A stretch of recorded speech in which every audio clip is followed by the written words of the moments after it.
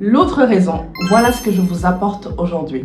Bonjour, aujourd'hui je suis venue voir mon oncle. Il a écrit ce livre que je vous invite à aller vous procurer. Ça parle de l'autre raison. C'est un miroir qui vous est tendu. Pourquoi je suis venue le voir? Il y a un chapitre qui parle de bien-être au travail. Kao, bon, pour ceux qui ne comprennent pas, Kao, ça veut dire tonton en langue pulaar. Tu as dit dans ton livre que dans le monde du travail, on y reçoit tellement de coups qu'on finit KO. Ce passage m'a particulièrement interpellée. Qu'est-ce que cette image évoque pour toi? Bonsoir déjà. Je décris le monde du travail sous certaines réalités, comme un ring de boxe, parce que pour certains employés, on vient au travail non pas forcément pour s'épanouir, mais pour se battre. Pour se battre contre un objectif, contre une pression, contre des silences et bien entendu parfois aussi contre des choses trappes, parce qu'effectivement parfois on peut avoir affaire, et c'est paradoxal, à des rivalités dans le monde du travail qui ne s'expliquent pas, vu que le but de l'entreprise c'est de mener vers l'avant. Et c'est pour ça que je le décris comme un ring de boxe, parce que parfois la réalité c'est qu'effectivement on y reçoit beaucoup de coups, que ce soit des coups immatériels que matériels. Et bien entendu, après autant de coups, on finit KO. Ok, je comprends. C'est vrai que des fois, on reçoit des coups qui peuvent même paraître invisibles.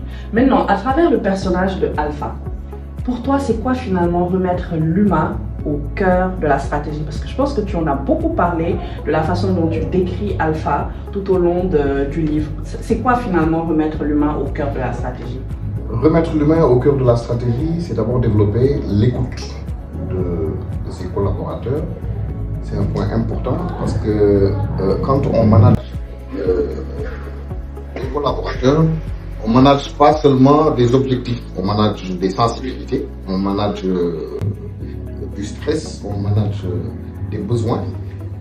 Et il faut prendre en compte tous ces aspects pour espérer réussir, mener à bien la barque du management afin d'optimiser les résultats.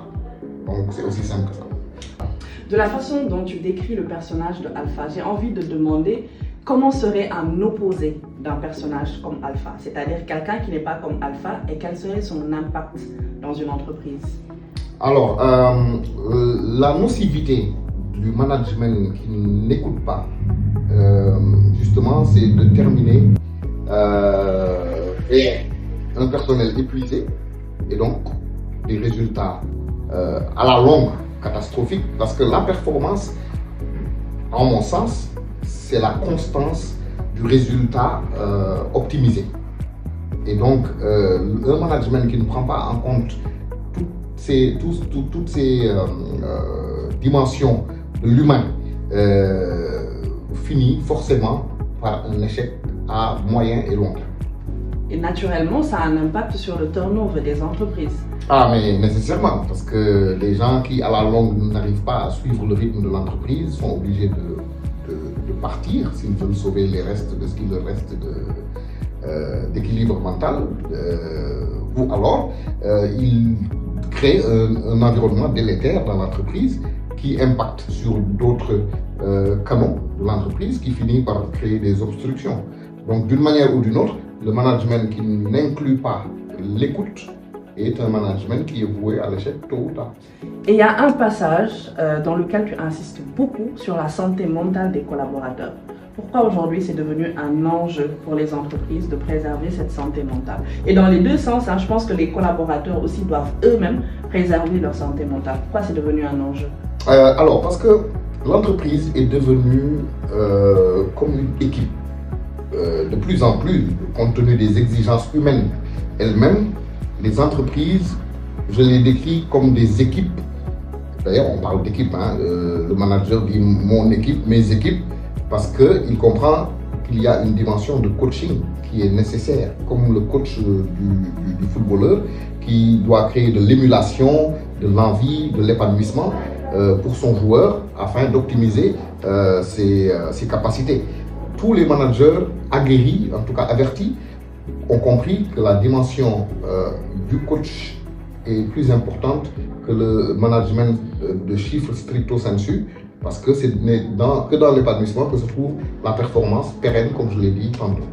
Donc, si j'ai bien compris, il faut et des managers et des coachs pour mener à bien ces équipes. Il faut qu'il y ait cette casquette de coach en plus. C'est cela. En fait, il faut que le manager ait une dimension de coach afin qu'il puisse réussir justement la plénitude de sa mission qui consiste à gérer des chiffres, mais à gérer également les dimensions humaines de ses collaborateurs pour une optimisation de ces mêmes chiffres-là. Parce que c'est un vase communicant en fin de compte.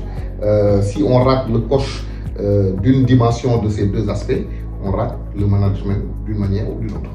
Et aux managers qui sont en train de te regarder aujourd'hui, quels conseils tu leur donnerais? On est en 2026, il y a beaucoup de la génération millénium qui sont dans les entreprises. Aujourd'hui, c'est eux les chefs de département et c'est des gens qui aujourd'hui mettent le bien-être en priorité, c'est-à-dire pour être épanouis, ils ont besoin que cet équilibre soit vraiment présent. Donc, quel conseil tu donnerais à ces managers qui n'ont pas encore intégré des stratégies de bien-être dans leur structure? De développer de l'écoute. Vous savez, le manager, c'est celui qui comprend l'autre, qui ne l'écoute pas pour lui répondre ou pour lui répliquer, mais qui l'écoute pour comprendre ses besoins intrinsèques, qui les prend en compte dans son management. C'est pour ça que je parlais tout à l'heure de coaching. Et c'est cette dimension du manager aujourd'hui qui fait les bons résultats.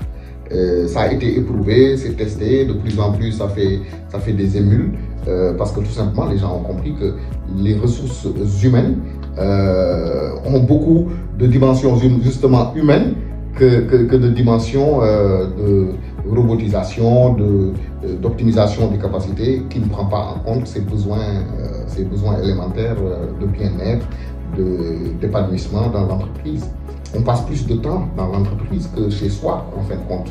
Et de plus en plus, les managers ont compris qu'il faut nécessairement que le collaborateur se sente quelque part chez lui pour donner le meilleur de lui-même. Depuis là, j'en parle, mais je pense que les gens n'ont pas encore compris et qu'avec ce genre de contenu, ils seront davantage sensibilisés qu'aujourd'hui, pour le futur du travail, il faut nécessairement intégrer une dimension bien-être. Ah ben c'est nécessaire. En tout cas, moi qui te parle, comme tu le sais, j'évolue dans un environnement où le bien-être au travail est très pris en compte.